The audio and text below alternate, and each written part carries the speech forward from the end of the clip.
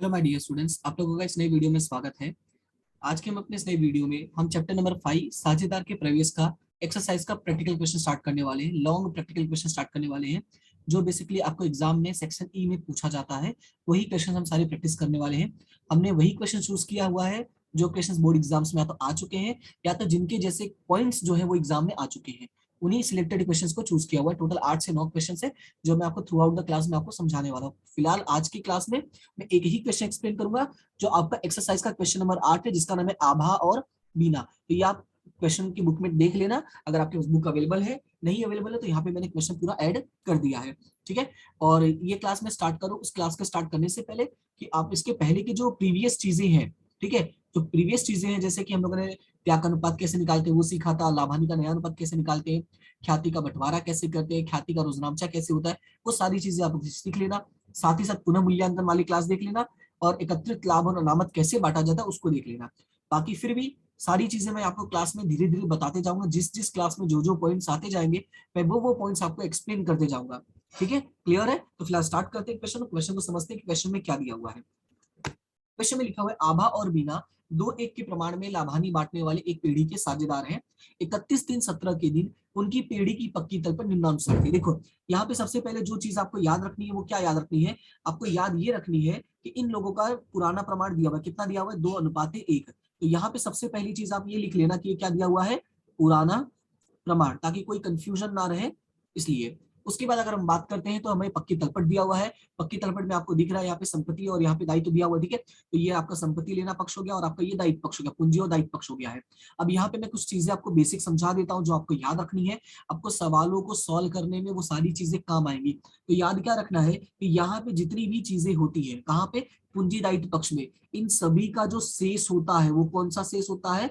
जमा शेष होता है। याद रखना। देखो, मैं ये नहीं कह रहा हूं कि यहाँ पे जमा वाला लिखना, क्योंकि आर्थिक चिट्ठा में कहीं भी उधार जमा नहीं होता है। मैं आपको सिर्फ समझा रहा हूँ। क्या समझा रहा हूँ? इस साइड जितनी चीजें होती है उनका शेष क्या होता है? जमा होता है। और इस साइड जितनी चीजें होती है उनका शेष क्या होता है? उधार होता है। अब ये मैंने क्यों समझाया है ये आपको आगे समझ में आएगा। ठीक है, इसलिए मैंने स्टार्टिंग में बता दिया और मैं जो जो चीजें आपको बताते जाऊंगा वो सारी चीजें आपको एज अ नोट पूरा लिख लेना होगा। ठीक है, सारी चीजें एज अ नोट बना के आपको लिखते जाना है ताकि कोई भी कंफ्यूजन बाद में ना रहे। अब फिलहाल आगे बढ़ते हैं और सवाल को आगे देखते हैं कि क्या लिखा हुआ है। तो आगे सवाल में लिखा हुआ है, उन्होंने तारीख 1/4/17 से रिसिल को नए साझेदार के रूप में निम्नलिखित शर्तों से प्रवेश दिया। तो नए साझेदार का नाम क्या? रिसिल। ये आपको याद रखना है कि पुराने साझेदार कौन थे? आभा और बीना, और नया साझेदार कौन है? रिसिल। उसके बाद कुछ आपको 6 समायोजन दिया हुआ है, छोटे छोटे समायोजन दिया हुआ है। और उसके बाद नीचे लिखा हुआ है कि आवश्यक रोजनामचा लिखकर, ठीक है, ये 6 समायोजन है। याद रखना, ये जो एक्स्ट्रा पॉइंट दिया रहता है इसको हम क्या बोलते हैं? समायोजन बोलते हैं। उसके बाद आगे लिखा हुआ है कि आवश्यक रोजनामचा लिखकर पुनः मूल्यांकन खाता, साझेदारों का पूंजी खाता, रोकड़ बैंक खाता और प्रवेश के बाद की पक्की तलपट तैयार कीजिए। तो फिलहाल मैं आपको बता दूं कि आपको मैं पूरा रोजनामचा नहीं बताऊंगा, ध्यान से सुन लेना। मैं आपको पूरा रोजनामचा नहीं लिखवाऊंगा, हाँ, लेकिन कुछ चीजें हैं जो रोजनामचा के जरिए ही मैं आपको समझाऊंगा ताकि आपको अच्छे से समझ में आए। तो इसलिए इस पे फोकस मेरा नहीं रहेगा, लेकिन मैंने फिर से कहा कि जिन चीजों के लिए रोजनामचा जरूरी है ताकि आपको अच्छे से समझ में आए वहां मैं लिख के दिखाऊंगा। और हमारा फोकस किस पे रहेगा तो वो भी मैं आपको बता देता हूँ। हमारा फोकस रहेगा पुनः मूल्यांकन खाता पे, साझेदारों का पूंजी खाता पे, रोकड़ बैंक खाता पे और प्रवेश के बाद की पक्की तलपट। यानी टोटल कितनी चीजें हमें फोकस में रखनी? 4 चीजें, 1, 2, 3 और 4। तो सबसे पहले क्या करना है, जब भी आप सवाल शुरू करोगे तो यही 4 खाते सबसे पहले बना लिया करना। ठीक है, जितने भी सवाल हैं इस चैप्टर में, जब भी चैप्टर के सवाल शुरू करना, कौन सा? साझेदार का प्रवेश वाला। और ये पता कैसे चलेगा कि साझेदार का प्रवेश वाला सवाल है? तो क्वेश्चन में तुम्हें कहीं ना कहीं लिखा रहेगा कि प्रवेश दिया। ओके, अब 4 खाते बनाने, तो जैसे देखो यहाँ पे मैंने बना दिया है। पुनः मूल्यांकन खाता जो है बेसिकली मैं सजेस्ट करूंगा कि 7 से 8 लाइन का बनाया करो। ठीक है, ताकि कोई एंट्री कभी छूटे ना, और अगर ज्यादा हो भी जाता है तो कोई दिक्कत की बात नहीं है। पूंजी खाता कोशिश क्या करो 10 लाइन से थोड़ा ज्यादा, ये मेरा पूंजी खाता थोड़ा छोटा हो गया है, लेकिन तुम कोशिश करना 10 लाइन तक। ठीक है, फिर रोकड़ खाता 5 से 6 लाइन का बहुत हो जाएगा। और आपका जो आर्थिक चिट्ठा रहता है वो कोशिश करना कि थोड़ा सा आधे पेज के आसपास का हो, ताकि बढ़िया से कोई इसमें ना एकदम एकदम इसे घुस घुस के नहीं लिखना है, ताकि दिखे सारी चीजें एकदम क्लियर स्पष्ट तौर पे दिखे। इसी वजह से मैंने कहा आधे पेज का। ओके, अब ये खाता बनाने के बाद हम क्या करते हैं? सवाल शुरू करते हैं। और सवाल शुरू करने के साथ साथ जो जो चीजें मैं आपको एक्स्ट्रा लिखवाते जाऊंगा, याद रखना है वो आपको नोट के तौर पर उसको नोट करना है, मतलब नोट के तौर पर उसको आपको याद रखना है। हाँ, कुछ एक्स्ट्रा चीजें होंगी जो सवाल से जुड़ी हुई होंगी, वो मैं गणना के तौर पे दिखाऊंगा, वो अलग दिखाऊंगा, लेकिन जो नोट के तौर पर होगा उसको तुम अलग से अलग नोटबुक में लिखना, वो चीजें तुम्हें याद रखनी पड़ेगी। ठीक है, क्लियर है? फिलहाल सवाल शुरू करते हैं और समझते हैं कि क्या क्या चीजें हैं। सवाल में लिखा है रिसिल 1 लाख रुपए पूंजी के रूप में और 24,000 रुपए ख्याति पेटे रोकड़ लाएगा। सवाल में क्या लिखा है? रिसिल 1 लाख रुपए पूंजी के तौर पे, पूंजी के तौर पे कितना लाया है? 1 लाख रुपए लाया है। सॉरी, पेन स्लिप नहीं किया था, 1 मिनट। हाँ, 1 लाख रुपए पूंजी के रूप में और 24,000 रुपए ख्याति पेटे रोकड़ लाएगा।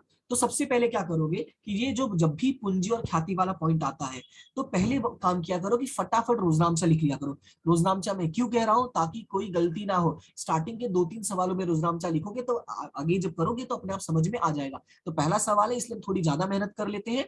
मैं आपको चल के नीचे यहाँ पे लिखवाता हूँ, ठीक है? ये जो हमारा रोकड़ खाता है इसके नीचे काफी जगह है, तो यहाँ पे मैं यहाँ पे साइड में लिखवा दूं क्योंकि ये ज्यादा बेटर जगह है। तो पूंजी से जुड़ा हुआ जो पहला रोजनामचा बनेगा वो क्या बनेगा? रोजनामचा बनेगा रोकड़ खाते उधार। क्या बनेगा? रोकड़ खाते उधार रिसिल यानी आर, रिसिल की पूंजी खाते जमा। क्या बनेगा?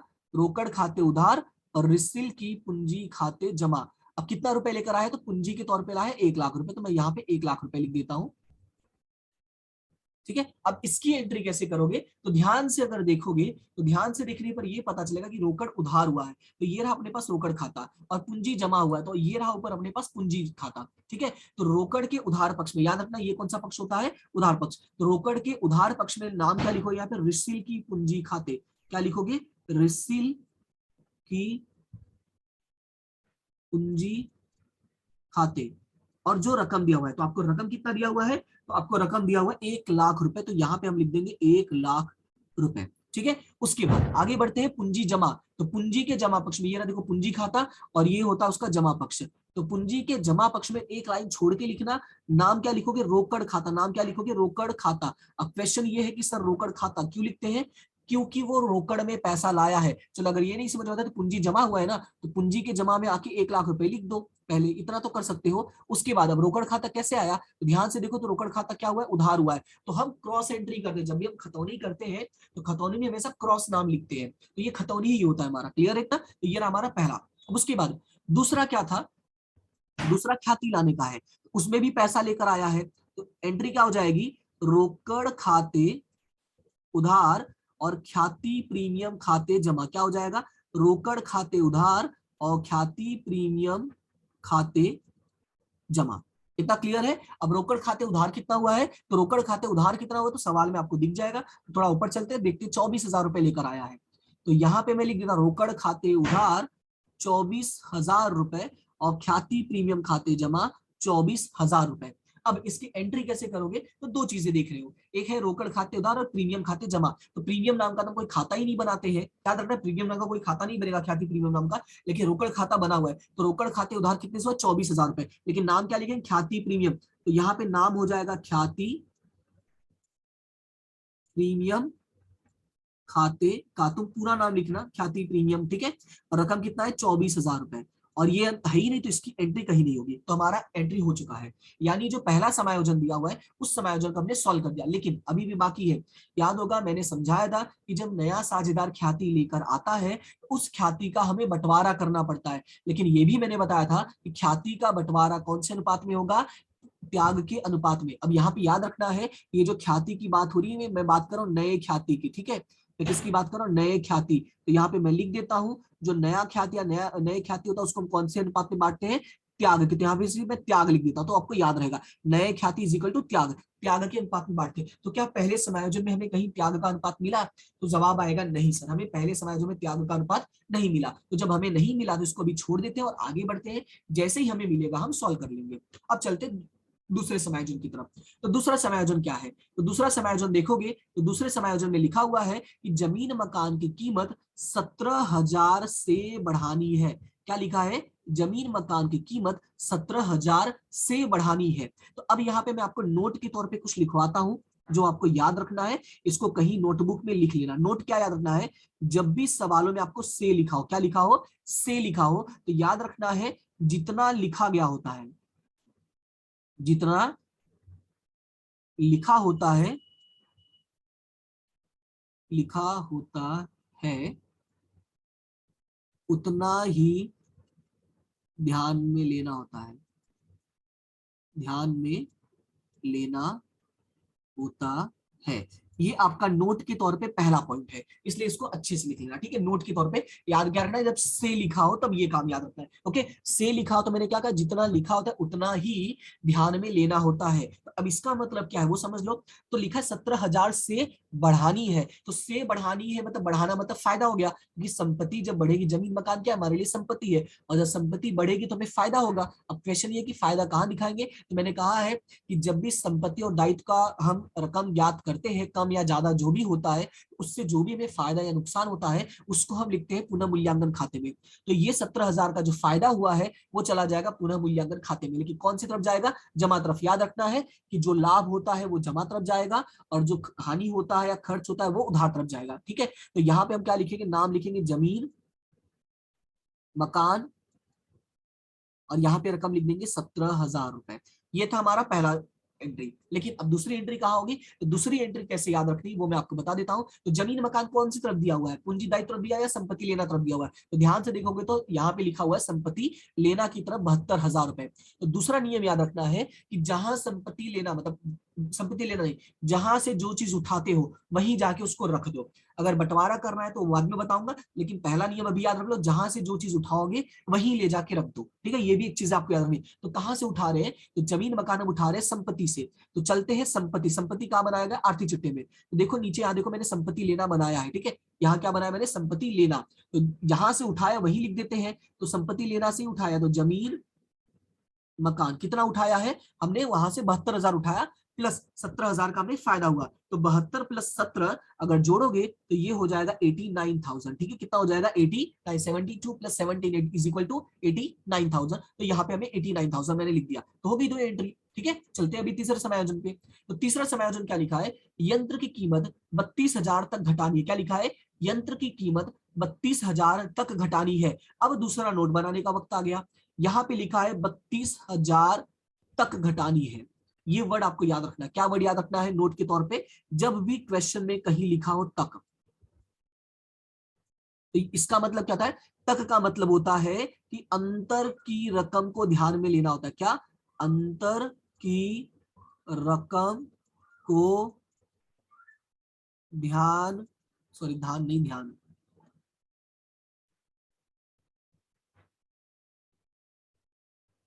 ध्यान में लेना होता है। अब इसका मतलब क्या है, देखो नोट के तौर पे मैंने दो चीजें बताई आपको, ये दोनों चीजें याद रखनी, एक से और एक तक। अब ये इसका मतलब क्या है कि अंतर की रकम को ध्यान में लेना, तो इसका मतलब क्या है, तक लिखा है ना, तो अंतर की रकम का मतलब कितना है, तो अपने पास देखो यंत्र कितने का है, तो अपने पास है यंत्र 40,000 रुपए का, और यहाँ पे हो गया 32 तक घटाना है। 32 तक घटाना है, यानी 32 तक पहुंचने के लिए कितना घटाओगे, पहले वो समझ लो। 40 है अपने पास, अब 32 तक पहुंचना है तो कितना घटाओगे, 8,000 रुपए। तो जब 8,000 घटाओगे तब जाकर पहुंचोगे 32 पे। तो हम यहाँ पे क्या करेंगे, 40,000 में से 32 घटा दो, कितना हो गया, 8,000 हो गया, यानी 8,000 घटाओगे तब 32 पहुंचोगे। तो ये घटाने से हमें क्या होगा, फायदा या नुकसान, हमें वो सोचना है। तो यंत्र हमारे लिए संपत्ति है, और संपत्ति घट रही है तो हमें क्या होगा, नुकसान होगा, और नुकसान हमें क्या लिखना है, पुनः मूल्यांकन खाते के उधार पक्ष में। तो यहाँ पे क्या लिखोगे, यंत्र खाते, क्या लिखोगे, यंत्र खाते, और रकम कितना दिया हुआ है, तो वो 8,000 है, हमें पता चल गया। ये हो गया हमारा पहला एंट्री। अब दूसरा, दूसरा मैंने क्या समझा है, जहां से उठाए वहीं लिख दो। तो यंत्र कहां से उठा रहे, संपत्ति लेना में से, तो चलते हैं और संपत्ति लेना में लिख देते हैं। यहाँ पे क्या लिखेंगे, यंत्र। अब यहाँ पे रकम कितना लिखेंगे, तो रकम याद रखना है 32,000 रुपए। 32,000 क्यों है, क्योंकि 8,000 हम घटा चुके हैं। अब चलते हैं ऊपर अगले समायोजन की तरफ। अगला समायोजन है, देनदारों पर 10% डूबत ऋण अनामत रखनी है। देनदार से जुड़ा हुआ बहुत ही इंपॉर्टेंट चीजें बताने वाला हूं मैं, आज नहीं, आज अभी ज्यादा नहीं बताऊंगा, जैसे जैसे सवालों में आएगा वैसे वैसे बताऊंगा, इसलिए आपको सारे सवाल को देख लूंगे। और मैं वही सवाल सिलेक्ट किया हूं जो सही है और आपको काम आएंगे, कोई एक्स्ट्रा क्वेश्चन, कोई फालतू क्वेश्चन नहीं कराऊंगा, ठीक है, उसका चिंता नहीं करना। देनदारों पर 10% डूबत ऋण अनामत रखनी है, तो देनदार से जुड़ा हुआ क्या याद रखना है, सबसे पहले मैं यहाँ पे नोट बना के लिख देता हूं कि सबसे पहले जब भी देनदार आएगा तो क्या करोगे, सबसे पहले आर्थिक चिट्ठा में लिखना होगा। कहां लिखना होगा? आर्थिक चिट्ठा में लिखना होगा। ये क्यों मैंने बताया? ताकि आपको समझ में आए कि क्या करना होगा। देखो पहला सवाल है इसलिए हर चीजें मैं लिखवा के बताऊंगा। तो ठीक है, लिखना होगा। अब इसमें करना क्या है, चलो मैं करके दिखाता हूं। चलते हैं आर्थिक चिट्ठा में। आर्थिक चिट्ठा में चलने से पहले पहले देख लो देनदार कहाँ आता है। तो देखोगे सॉरी तो देखोगे तो देनदार कहाँ आता है? संपत्ति लेना पक्ष में आता है। तो यहाँ पे देखो लिखा हुआ है देनदार। क्या लिखा हुआ है? देनदार। और रकम लिखा हुआ है 24,000 रुपए। और साथ ही साथ यहाँ पे लिखा हुआ है डूबत ऋण अनामत। लेकिन यहाँ पे भी बोल दिया 10% डूबत ऋण अनामत। तो याद रखना है कि जो पुराना डूबत ऋण दिया होगा इसको हम क्या कर देंगे? कैंसिल कर देंगे। हम सिर्फ ये रकम लेके चलते हैं। ठीक है, तो देनदार अपने पास कितने का है? 24,000 रुपए का। तो चलते हैं संपत्ति लेना पक्ष में और यहाँ पे लिखते हैं देनदार।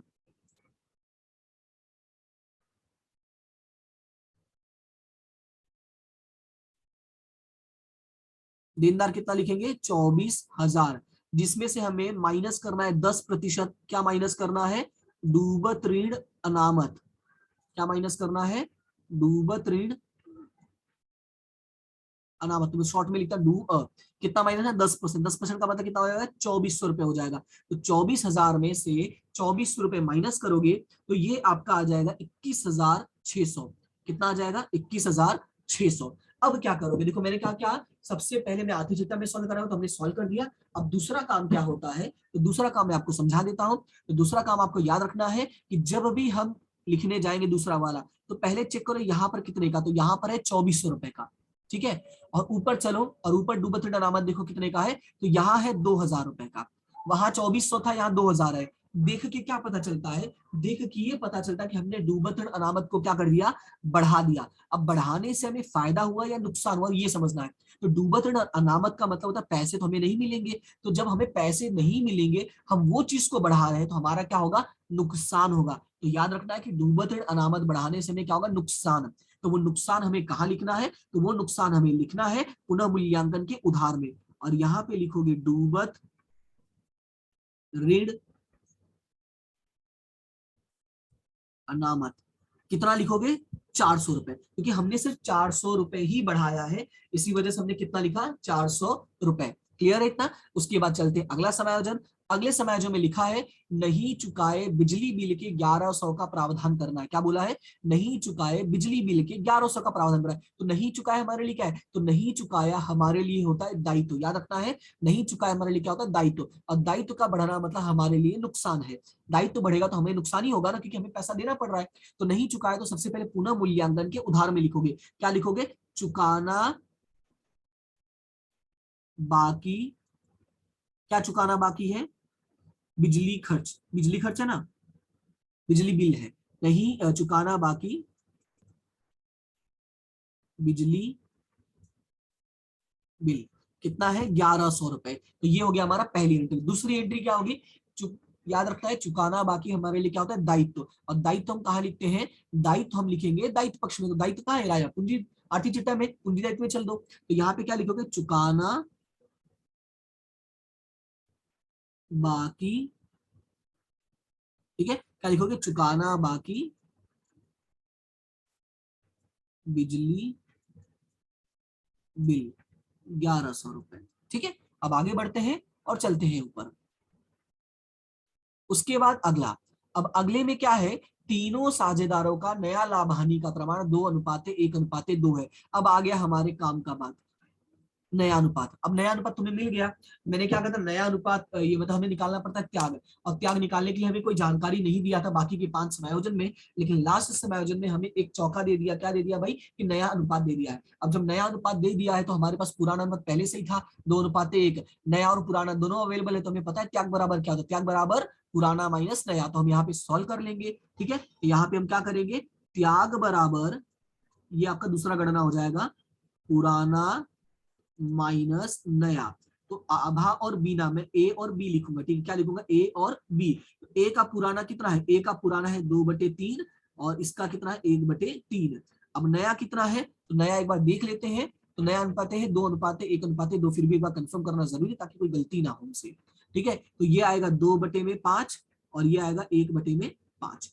अब अगर ध्यान से देखोगे तो दोनों में कुछ भी कॉमन नहीं दिख रहा है, यहाँ 2/3 और यहाँ 2/5 है, यहाँ 1/3 और यहाँ 1/5 है। तो अब आपको याद क्या रखना है, मैंने बस वैसे तो त्याग का अनुपात निकालने में मैंने बहुत बताया था, लेकिन फिर भी कैसा, जरूरी नहीं कि सब लोग क्लास देखकर ही आए हो, फिर भी मैं बताते जाऊंगा। क्या याद रखना है कि जब भी यहाँ तुम्हें कुछ अलग अलग डिजिट दिखे तो याद रखना है कि हम जितने से गुणा यहाँ करेंगे उसका अपोजिट यहाँ हो जाए। कैसे, समझो, ये 3 है और ये 5 है, तो अगर देखो 3 × 5 = 15 और 5 × 3 = 15, यानी क्या करना है, हमें बस यहाँ 5 से गुणा करना है और 5 से भाग करना है, और यहाँ 3 से गुणा करना है और 3 से भाग करना है। यानी जब कोई ऐसा डिजिट दिया गया हो कि जो कुछ भी मैच ना खा रहा हो, मेल ना खा रहा, आपको समझ में ना आ रहा हो, तो बस इतना याद रखना कि अपोजिट का गुणा अपोजिट का भाग कर दो। यानी कि इधर 3 है तो 3 इधर चला जाएगा, इधर 5 है तो 5 इधर चला जाएगा। जितने से गुणा करो उतने से भाग करो। क्या कहा मैंने, जितने से गुणा करो उतने से भाग करो। इससे फायदा क्या होगा, इससे फायदा ये होगा कि दोनों का डिवाइड वाला सेम हो जाएगा। करके देखो, देखो 5 दूनी 10 और ये 3 दूना 6 और बटे में 5 × 3 = 15, 5 × 3 = 15, यानी बटे में 5 आ गया कि नहीं, सॉरी 15 आ गया कि नहीं। क्लियर है इतना, इस तरह से आपका हो जाएगा। और फिर इसको सॉल्व करो, 10 - 6 तो ये हो जाएगा 4/15। ठीक है, उसके बाद अगला सेम वही यहाँ पे भी बात आ जाएगी, 5 से गुणा 5 से भाग, 5 से 3 से गुणा और 3 से भाग, तो ये क्या हो जाएगा 5 - 3 बटे में 15। इसको सॉल्व करोगे तो ये आ जाएगा 2/15। ये क्या आ जाएगा 2/15, यानी एक आया 4/15 और एक आया 2/15। यानी देखा जाए तो अनुपात कितना है, 4:2। लेकिन 4:2 को छोटा करोगे तो ये क्या हो जाएगा 2:1। यानी जो हमारा त्याग आया है वो क्या आया है 2:1। तो ये आपको याद रखना, त्याग क्या आया 2:1। अब मैंने कहा था ख्याति हमें बांटना होता है, तो ख्याति हमें बांटना होता है, तो ख्याति कैसे बांटोगे, तो यहाँ पे ख्याति प्रीमियम खाते जमा है। अब देखो जिन जिन को ख्याति मिलेगी, यानी जब भी हम ख्याति का बंटवारा करते हैं तो जिन जिन लोगों ने त्याग किया होता है, याद रखते जाना है, जो जो चीजें बोलते जाओ, नोट बनाते जाना, अगर नहीं पिछला वीडियो से नोट बनाए हो तो जब हम ख्याति का बंटवारा करते हैं तो जिन लोगों ने त्याग किया है उनकी पूंजी क्या हो जाती है, बढ़ जाती है। तो यहाँ पे कैसे लिखोगे, तो यहाँ पे मैं रोजाना तुम्हें लिख देता हूँ, ख्याति प्रीमियम खाते उधार। यहाँ पे क्या हुआ था जमा, तो यहाँ पे क्या हो जाएगा उधार। देख रहे हो ना, यहाँ पे देखो जमा हुआ है, तो यहाँ पे क्या हो जाएगा उधार, कितने से, जो ऊपर रकम दिया था वही। अब ये पैसा मिलेगा किसको, आभा को और बीना को, यानी आभा और बीना की पूंजी खाते जमा। अब बंटवारा कैसे करोगे, तो यहाँ पे बंटवारा एक बार करके दिखा भी देता हूँ। तो 24,000 का बंटवारा 2 बांट में करना है, एक 2 में और एक में। तो टोटल कितना होता है 3 होता है, ये याद रखना, टोटल कितना होगा 3 होगा। तो यहाँ पे लिखोगे 24,000 × 2/3, तो ये हो जाएगा 8 दूनी 16। 3 से भाग करोगे तो 8 होगा, तो 8 दूनी कितना हो जाएगा 16, और दूसरे वाले का बांटोगे तो ये कितना हो जाएगा 8,000। यानी रकम कितना लिखना है 16,000 और 8,000। ठीक है, क्लियर हुआ इतना। इतना करने के बाद अब एंट्री लिखनी है, तो यहाँ पे देखो पूंजी खाते क्या हुआ है जमा, पूंजी खाते क्या हुआ है जमा। तो चलते हैं पूंजी के जमा पक्ष में। कहाँ चलते हैं, पूंजी के जमा पक्ष में। और पूंजी के जमा पक्ष में चल के हम यहाँ पे नाम क्या लिखेंगे, ख्याति प्रीमियम। क्यों ख्याति प्रीमियम, देखो ख्याति प्रीमियम उधार हुआ था इसलिए वो नाम लिख देंगे, तो लिखेंगे ख्याति प्रीमियम खाते उधार, आभा में 16 और बीना में 8,000। ये हो गया हमारा काम। क्लियर है इतना। अब अगर देखते हैं समायोजन दिया, तो एक एक समायोजन मैंने आपको डिटेल में समझा दिया है। जैसे ही समायोजन खत्म होता है, अगला हमला जो होगा वो होगा पक्की तलपट, यानी जो पुराना वाला आर्थिक चिट्ठा दिया रहेगा। ठीक है, क्या होगा अगला हमला किस पर होगा, पक्की तलपट में। अब इसमें 2 चीजें याद रखनी है, 3 चीजें याद रखनी है। चलो मैं बताता हूँ, एक एक करके पहले मैं लिख देता हूँ फिर समझाता हूँ।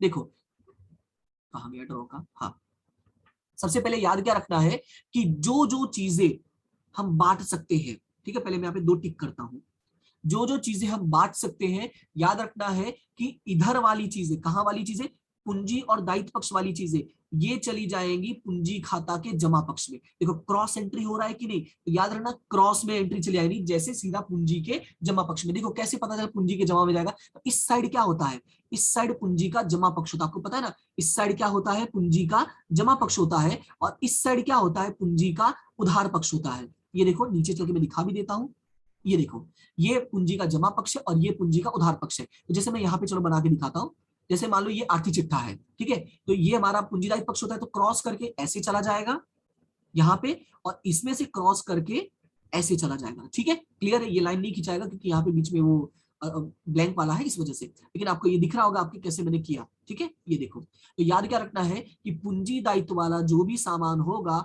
उसको जो बांट सकते हैं, याद रखना है जो बांट सकते हैं, इसमें भाई नोट बना लेना, जो बांट सकते हैं वही यहां से उठा के यहां पर जाएगा, और संपत्ति लेना में जो बांट बुट सकते हैं वो उठा के यहां चला जाएगा। क्लियर है? तो क्वेश्चन ये है कि सर जो बांट सकते हैं वही अगर करना है तो बाकी का क्या होगा, तो जो बांट नहीं सकते हैं उनको जहां से उठाया वही लिख देना, यानी संपत्ति से उठाया तो संपत्ति में और दायित्व से उठाया तो दायित्व में। क्लियर है इतना? इसलिए ये दो लाइन खींच के मैंने रख दिया है, यहाँ पे भी मैं रख देता हूं ताकि तुम्हें क्या रहे, याद रहे। ये टेढ़ा लाइन हो गया, एक मिनट रुक जाओ। हाँ, ये चलो कोई बात नहीं, टेढ़ा भाई एडजस्ट कर लो। ठीक है, ऐसे क्रॉस में याद रखना है। ओके, चलो अभी उठा उठा के लिखते हैं। सबसे पहले नाम आया पूंजी खाता, जिसमें आभा और बीना का है, तो हमें पता है पूंजी तो हम बांटते नहीं भाई, जिसका है उसके खाते में लिख दो। तो देखो यहाँ से उठा के जमा में जा रहा है कि नहीं, देखो ये पूंजीदायित्व पक्ष में, और यहाँ से मैंने क्रॉस किया कहाँ जा रहा है, जमा में। तो चलते हैं जमा में लिखेंगे, और मैंने कहा था एक लाइन छोड़ देना, और वहां पे नाम क्या लिखना है, शेष आगे लाए, क्या लिख देना है, शेष आगे लाए। रकम कितना दिया, वो जो रकम दिया वही कॉपी कर दो, 80,000 और 60,000। ये हमारा पहला एंट्री हो गया। अब चलते हैं दूसरे की तरफ। तो दूसरे में क्या दिया हुआ है, एक धन, दूसरा है सामान्य अनामत, तो इसको हम बांट सकते हैं। अगला है कारीगर मुआवजा अनामत, इसको भी हम बांट सकते हैं। अगला है विनियोग अनामत, इसको भी हम बांट सकते हैं। याद रखना ये तीनों ही हमें बांट देना है, और जब तीनों को बांट सकते हो तो मैंने क्या बताया कि जमा से यहां से उठाओगे और किधर जाएगा, ये पूंजी के जमा पक्ष में जाएगा। क्लियर है इतना? अच्छा एक चीज और बता दूं, इन दोनों से जुड़ा हुआ, किन दोनों से, ये जो हमारे दो पॉइंट है कारीगर मुआवजा और विनियोग अनामत, इनसे जुड़ा हुआ कुछ हिडन पॉइंट भी आता है जो आपको मैं आने वाले सवालों में समझाऊंगा। यानी जो हमारा अगला क्वेश्चन होगा, क्वेश्चन नंबर 9, उसमें पहले मैं थोड़ा समझाऊंगा, फिर बाकी का जैसे जैसे आता जाएगा उसमें समझाऊंगा। कंफर्म ही समझो, क्वेश्चन नंबर 9 में तो है ही है। ठीक है, क्लियर है? तो याद क्या रखना है कि पहले अगर बांट सकते हैं तो सीधा क्या कर दोगे, कॉपी, मतलब वहां पे लिख देना है, और बांट नहीं सकते हैं तो जहां से उठाया है वही रख देना। ठीक है, दूसरा चीज, अगर कोई समायोजन है तो समायोजन को सॉल्व करो फिर बांटो बूटो। ओके, तो चलते हैं पहले बांट बूट लेते हैं। तीन चीजें हैं बांटने के लिए, मैंने कहा तीनों का नाम फटाफट हम क्या करते हैं, कॉपी कर लेते हैं। एक है सामान्य अनामत,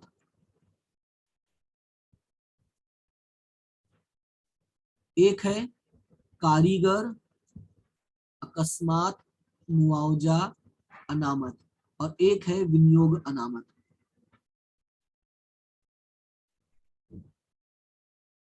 मैंने तीनों को ही कॉपी कर दिया। अब रकम का बांटना है, अब रकम बांटना है तो उसके एक बार रकम भी देख लेते हैं।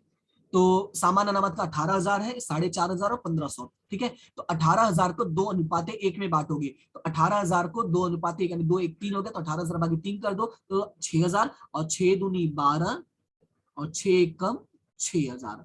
ठीक है, फिर उसी तरह से कारीगर अकस्मात मुआवजा हमारा कितना है, 4,500, तो 4,500 भागे 3 करोगे तो ये आ जाएगा 1,500, तो 15 दूना 3, और ये 15 मतलब 15 दूना 3 मतलब 15 दूना 30,000 हो जाएगा, और यहाँ पे 1,500।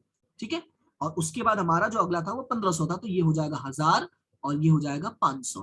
ठीक है, हमने को बहुत ही शांति पर बिना कोई हल्ला गुल्ला किया हमने चुपचाप क्या कर दिया, बांट दिया है। ठीक है, तो ये आपको याद रखना, ये बांटने वाला थोड़ा सा कलाकारी जो है वो आपको सीखनी पड़ेगी। हालांकि मैं कोशिश करूंगा कि मैं सब कुछ अच्छे समझाऊं, लेकिन फिर भी कैसा होता है, कुछ ना कुछ इम्पैक्ट होता है तुम्हारी प्रैक्टिस का भी, तो वो जरूर करना। ओके, चलते हैं अभी अगले पे। तो अगला है हमारा लेनदार और देनी हुंडी। अगला क्या है, लेनदार और देनी हुंडी, जिसको तो बांटते बूटते नहीं है, तो जहां है वहीं कॉपी कर दो। तो कहाँ है, पूंजी दायित्व पक्ष में, तो चलो और पूंजी दायित्व में कॉपी कर दो। दे रहा हमारा हाथी चिट्ठा, और उसके पूंजी दायित्व पक्ष में क्या करते हैं, कॉपी कर देते हैं। तो क्या नाम दिया गया, दो नाम दिया गया, कहा गया मिलने वाला, ये रहा। तो नाम दो है, एक है लेनी हुंडी, एक क्या है, लेनी हुंडी, और एक है लेनदार। तो बस दोनों का रकम कॉपी कर दो। तो जो लेनी हुंडी है वो आपका हो गया है 12,000, और लेनदार हो गया आपका 28,000। तो बस क्या कर देना, कॉपी कर देना है। ठीक है, चलो अभी ऊपर चलते हैं। हो गया, ये भी डन हो गया, चलो झंझट छूटा। अब अगले पे चलते हैं। अगला क्या है आपका, संपत्ति लेना, जिसमें सबसे पहला नाम है आपका ख्याति। अब ख्याति हम क्या करते हैं, पुरानी वाली ख्याति को अपलिखित करते हैं। अब क्वेश्चन ये सर अपलिखित कहाँ करेंगे, तो ध्यान से देखो, मैंने क्या कहा, इधर की चीजें उठा के कहाँ जानी है, पूंजी के उधार पक्ष में। तो याद रखना है ये पूंजी का उधार है, पूंजी उधार, और ये क्या है, पूंजी जमा, इस साइड पूंजी का जमा पक्ष होता है, उधर उधार होता है, इसलिए कॉपी करके उधर जाएगा और ये वाला कॉपी करके इधर जाएगा। ठीक है, तो ख्याति में क्या करेंगे, पूंजी के उधार में लिख देंगे। तो चलते हैं और पूंजी के उधार में सबसे पहले हम क्या नाम लिखेंगे, और सबसे पहले हम लिखेंगे ख्याति। क्या नाम लिखेंगे, ख्याति। और रकम कितना दिया हुआ है, तो जो रकम आपका दिया हुआ है 18,000 रुपए, उसको बांट दो, तो यही सेम हो जाएगा 12,000 और 6,000। तो हमने 18,000 तो पहले भी बांटा था, ये रहा, इसलिए डायरेक्टली कॉपी हो गया। उसके बाद अगला चलते हैं, अगला क्या है, जमीन मकान हो चुका है। उसके बाद अगला नाम क्या है, यंत्र, यंत्र भी हो चुका है। उसके बाद अगला नाम है स्टॉक, तो स्टॉक देखो बाकी था, तो स्टॉक को बस क्या करना, कॉपी करना, जहां से उठाया वहीं कॉपी कर दो। तो चलते हैं और स्टॉक को हम क्या करते हैं, कॉपी कर देते हैं। तो संपत्ति पक्ष में चलते हैं और स्टॉक को यहाँ पे हम कॉपी कर देते हैं। स्टॉक को कॉपी कितना करना है, 36,000 रुपए। तो जितना उठाया है उतना ही हमें क्या करना है, कॉपी कर देना। उसके बाद ऊपर चलते हैं और उसके बाद अगला नाम देखते हैं। अगला नाम क्या, देनदार, जो हो चुका है पूरा सॉल्यूशन। उसके बाद अगला नाम है विनियोग, विनियोग को भी क्या करना है, कॉपी कर देना है। उसके बाद अगला क्या है, रोकड़ बैंक। चलो पहले विनियोग का ही कर लेते हैं, उसके बाद आगे बढ़ते हैं। ये रहा, तो विनियोग हमें कॉपी करना है, तो यहाँ पे लिखेंगे विनियोग। रकम कितना दिया हुआ है विनियोग का, तो विनियोग का रकम दिया हुआ है 8,000 रुपए, तो विनियोग हमें यहाँ पे कॉपी कर देना है 8,000 रुपए। उसके बाद आगे चलते हैं। हाँ, अगला नाम क्या है, रोकड़ बैंक। अगला नाम क्या है, रोकड़ बैंक। अब रोकड़ बैंक देखोगे तो रोकड़ बैंक यहाँ पे दिया हुआ है 2,000 रुपए, और रोकड़ बैंक का हमने खाता भी बनाया है। तो अगर किसी चीज का हम खाता बनाए तो उसको खाता में लिखना होता है। और रोकड़ बैंक जैसे मैंने कहा, कॉपी करना है तो ठीक है, नहीं तो क्या करना है, क्रॉस। क्रॉस करना है मतलब देखो, ये संपत्ति पक्ष इधर होता है, कॉपी करोगे तो इस साइड होगा ना, देखो ये ऐसे कॉपी करोगे तो इधर होगा ना। वही तरीका अपनाना है, कॉपी करना है तो क्रॉस में, मतलब लिखना है तो क्रॉस में, और कॉपी करना है तो जहां से उठाए वहीं लिख देना। तो ये क्या हमारे पास, रोकड़। तो यहाँ पे लिखेंगे शेष आगे लाए, कितना रुपए लाए, 2,000 रुपए, तो यहाँ लिख देना 2,000 रुपए। उसके बाद आगे बढ़ते हैं और चलते हैं अगला।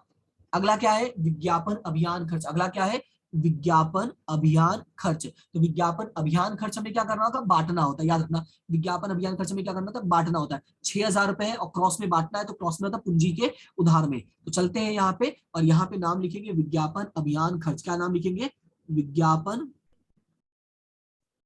अभियान खर्च। 6,000 था, तो 6,000 को 3 से भाग करोगे तो 6,000 भागे 3 करोगे तो 2,000 होगा, फिर ये हो जाएगा 4,000 और ये हो जाएगा 2,000। ठीक है, बाकी कैलसी में करोगे तो तुम्हारे लिए अच्छा रहेगा। अब देखते कुछ बचा, तो कुछ भी नहीं बचा। देखो, एक से बढ़कर एक समायोजन हमने सब ढंग से सॉल्व कर लिया है, कोई दिक्कत नहीं। कॉपी पेस्ट कैसे करना है, कहाँ कॉपी करना है, कहाँ पेस्ट करना है, इसका लॉजिक भी अगर समझना हो तो बता देना, तो मैं आपको इसका लॉजिक भी समझाऊंगा। हालांकि इसमें ज्यादा मैंने नहीं किया क्योंकि क्लास बहुत लेंदी हो जाती है मेरी, इस वजह से मैंने अभी वही चीजें बताई जो तुम्हें जानना बहुत जरूरी है। ठीक है, कुछ चीजों का लॉजिक मैंने आपको नहीं बताया, लेकिन पिछली क्लासेस में मैंने बताया जहां पे स्पेसिफिक पॉइंट के डिस्कस किया मैंने, तो वहां पे बताया। अगर आपको लॉजिक समझना है तो मेरे साथ शुरू से जुड़ो। ठीक है, हर चीज का लॉजिक समझना तो मेरे साथ शुरू से जुड़ना, ये नहीं कि बीच में आके करो और देख के भाग जाओ। ठीक है, शुरू से जुड़ोगे तुम्हारा फायदा होगा, कुछ नुकसान तो तुम्हारा कुछ नहीं होगा। ऐसा भी है नहीं कि तुमसे मैं पैसा मांग रहा हूँ कि मेरे को 1,000 रुपए चाहिए, 10,000 रुपए चाहिए, नहीं। आओ देखो, नेट है, तुम नेट तो करवाते ही होगे, नेट है, 20 मिनट निकाल लो। 20 मिनट नहीं निकाल सकते तो स्पीड में भगा के देख लो, सुन तो सकते हो ना, वो कर लो 10 मिनट। नहीं अच्छा लगा तो कोई बात नहीं, दोबारा लौट के मत आना। ठीक है, मैं कभी बुलाऊंगा नहीं, कभी नहीं कहूंगा कि आजा भाई, आ जाओ परदेसी, आ जा। तुम जा सकते हो, कोई दिक्कत नहीं है, लेकिन मौका अपने आप को भी दो और मुझे भी मौका दो। ठीक है, चलो फिलहाल आगे बढ़ते हैं और हम अगला काम क्या होगा हमारा वो समझ लेते हैं। अगला काम हमारा होगा, हमें डिफरेंस निकालना है। तो डिफरेंस कैसे निकालते हैं, जो डिफरेंस का मैं आपको तरीका समझाता हूँ। सबसे पहले जैसे हमारा पुनः मूल्यांकन खाता है, तो सबसे पहले यहाँ पे ऐसे लाइन खींच दिया करो। ये लाइन डिनोट करता है कि आपने टोटल कर लिया। लाइन, अब इसका टोटल कैसे करोगे वो समझो। तो टोटल करने के लिए मैं कुछ अलग यूज करता हूँ। रुक जाओ भाई, मैं देख लूँ कुछ कलर अच्छा अवेलेबल है कि नहीं। ये तो है मेरे पास, ब्लू है। हाँ, ये वाला, ये मैंने नहीं लिया था। चलो, अब टोटल कैसे करोगे वो भी मैं आपको करके दिखाता हूँ। देखो, थोड़ा सा लेंदी हो सकता है टोटल करने का मेरा तरीका, लेकिन गलत कभी नहीं होगा। जैसे इधर का टोटल करके कितना है, 17,000 रुपए ना। तो तुम क्या करोगे मैं समझाता हूँ। सबसे पहले पेंसिल से नीचे से 17,000 रुपए लिख लिया करो। ठीक है, अब इसका टोटल कितना हो रहा है, तो 8 एक 9,400 और एक 500, इसके आगे इसे पेंसिल से लिख दो 9,500। ठीक है, अब ध्यान से देखो, यहाँ है 17 और यहाँ है 9,500, क्या दिख रहा है, इधर का टोटल ज्यादा दिख रहा है और इधर का टोटल कम दिख रहा है, तो याद रखना है जिधर टोटल कम होता है डिफरेंस वही आता है, तो डिफरेंस इस तरफ आएगा, कितना आएगा 7,500 का। तो जिधर टोटल कम होता है डिफरेंस हमारा वही आता है, तो इसलिए यहाँ पे लिख दिया 7,500, और ये क्या हो जाएगा हमारा, हो जाएगा लाभ। ठीक है, और इसको लिखते कहाँ है, पूंजी खाते, इसलिए ब्रैकेट में लिख देना पूंजी खाते। किसके बीच में बांटोगे, आभा और बीना, सेम वही रकम बांटो, तो ये बांटोगे तो ये हो जाएगा 5,000 और ये हो जाएगा 2,500, खत्म। और यहाँ पे लिख देना, फिर जो ज्यादा वाला होगा वही लिख देना, 17,000 और 17,000। ठीक है, समझ में आया कैसे करना है, कि जो भी टोटल है वो दोनों का पेंसिल से लिख लिया करो, फिर देखो किधर कम है, जिधर कम है उधर ही डिफरेंस आएगा। अब जैसे इसमें देख लो, अब इसमें देखो यहाँ के लास्ट वाला रिसिल का 1,00,000 है, तो इधर 1,00,000 लिख दो, इधर कितना 0 है, तो मतलब डिफरेंस इधर ही आएगा, तो पूरा का पूरा 1,00,000 रुपए इधर ही डिफरेंस आ जाएगा, तो मैं पूरा का पूरा 1,00,000 रुपए मैं यही लिखूंगा, ऐसे। बात समझ में आया, उसी तरह से इसका भी कर लो, इधर का 60,000 का टोटल पूरा करके बैठो, इधर 6 2 8,000 ही हो रहा है, इधर 8 हो रहा है, इधर तो ज्यादा ही हो रहा है, तो मतलब डिफरेंस इधर ही आएगा, तो डायरेक्टली मुझे पता चल जाएगा। ये आदत डालोगे तो कई बार तुम्हें डायरेक्टली समझ में आ जाएगा कि डिफरेंस किधर लिखना है, लेकिन तुम्हें करना जरूरी है। अब इसका डिफरेंस निकालते हैं, तो 80,000, 16,000, 12,000, 3,000 और 1,000। ठीक है, तो इसका जो टोटल आएगा और उसमें 12,000, 16,000 माइनस करोगे, तो ये आपका हो जाएगा 1,01,000 रुपए। कितना हो जाएगा, 1,01,000 रुपए। फिर भी अगर कैलसी में करना है तो तुम फटाफट कैलसी में करके, अरे रुक जा भैया, कैसे गलत हो गया, रुक जा, कुछ तो बताया ही नहीं मैंने, क्या नहीं बताया मैंने, रुक जाओ, क्या नहीं बताया मैंने, अरे यार ये तो मिट गया। ये जो लाभ आया है इसको कहाँ लिखना है, पूंजी खाते में ना, तो पूंजी खाते में लाभ लिखना है, तो यहाँ पे लिखोगे पहले, क्या लिखोगे, पुनः मूल्यांकन खाता, क्या लिखोगे, पुनः मूल्यांकन खाता, और यहाँ पे कितना लिखोगे, 5,000, और यहाँ लिखोगे 2,500 रुपए। कितना लिखोगे, यहाँ लिखोगे 5,000 और यहाँ कितना लिखोगे, 2,500 रुपए। ठीक है, इतना लिखने के बाद अब डिफरेंस निकालोगे, तो अब डिफरेंस आएगा 1,01,000 रुपए। मेरा कम आ रहा था लेकिन आंसर 1,01,000 आना चाहिए, इसलिए मुझे पता चल गया भाई गलत है। अब एग्जाम में कैसे पता चलेगा, तो एग्जाम में गलतियां नहीं करनी है हमें, तो जैसा मैंने कहा ना, वहां से उठा के सीधा कॉपी कर देना इसको, ठीक है, तो गलतियां नहीं होगी। अब वही काम करना है, तुम्हें यहाँ पे से 2 अंडरलाइन कर देना है, और जो टोटल आएगा वो आपको लिख देना है। ठीक है, जैसे इसका 1,00,000 है, तो यहाँ पे दोनों साइड में 1-1 लाख रुपए लिख देना। और आभा का कितना टोटल आया है, तो आभा का आया 1,17,000, तो ये आपको 1,17,000, 1,17,000। अब इसका टोटल करोगे बीना का, तो बीना का टोटल करते हैं, तो 6 8 6 14 1 15 15 16 17 18 18,500, यानी 78,500 हो जाएगा। ये कितना हो जाएगा आपका, 78,500। अब 78,500 में से 6 2 8,000 माइनस करोगे, तो ये आएगा 70,500 का। ठीक है, तो इसमें से ये ऐसे कर देना। अब यहाँ पे जो ज्यादा वाला है, तो ज्यादा वाला भाई 78,500 ही है, तो यहाँ पे मैंने लिया टोटल खत्म। अब अगला काम क्या होगा, ये तीनों चीजें उठा के कहाँ लिखनी है, पूंजी खाते में, मतलब पूंजी दायित्व पक्ष में। कैसे लिखोगे, देखो ये जहां है वैसे ही कॉपी कर देना, उसी के नीचे धड़ धड़ करके कॉपी कर दो, ये ऐसे इधर। ये मैं आगे अभी समझाऊंगा, अभी फिलहाल तो तुम्हें पता ही है कि पूंजी हम कहाँ लिखते हैं, लेकिन जब चालू खाता वाला आएगा ना तब मैं समझाऊंगा, अभी फिलहाल रहने देते हैं। तो यहाँ पे लिखेंगे पूंजी, कौन सा कलर, हाँ ग्रीन, यहाँ लिखेंगे पूंजी खाता। ठीक है, और आभा, बीना और रिसिल। तो आभा का टोटल है 1,01,000, इसका टोटल है 70,500, और इसका टोटल है 1,00,000, तो आएगा टोटल 2,71,500। कितना आ जाएगा, 2,71,500। उसके बाद हमारा रोकड़ खाता बंद करना होगा, तो रोकड़ खाता बंद करोगे, तो सेम मैंने कहा कि फटाफट 2 लाइन खींच देना, ताकि पता चल जाए कि भाई तुमने टोटल किया है। और ये तो डायरेक्टली दिख रहा है कि इधर आएगा 1,26,000, सॉरी 1,26,000, 1,26,000। ठीक है, ये मैं सर्कल इसलिए कर देता हूँ, सर्कल करने का मतलब होगा जो एग्जामिनर होता है ना, वो इन्हीं को पहले नजर जाएगी उसकी, और जैसे इस पे नजर गई, अगर ये सही है तो समझ जाएगा कि बाकी सारी चीजें तुम्हारी क्या है, सही है। एक इंप्रेशन अच्छा पड़ता है। ओके, अब रोकड़ कहाँ लिखते हैं, तो रोकड़ आपको संपत्ति लेना में लिखते हैं, तो यहाँ पे लिखोगे रोकड़ 1,26,000 रुपए। ठीक है, अब हमें क्या करना है, इसका टोटल करके यहाँ में लिख देना है। तो फटाफट इसका टोटल कर लेते हैं।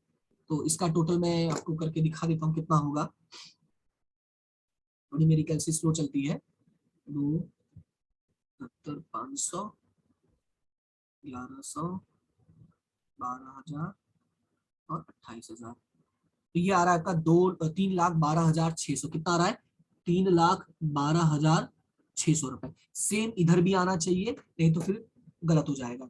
तो करके चेक कर लेते हैं। 89, फिर 32, फिर 21600, फिर 36,000, फिर 8,000 और 126,000। तो ये भी आ रहा है 312,600।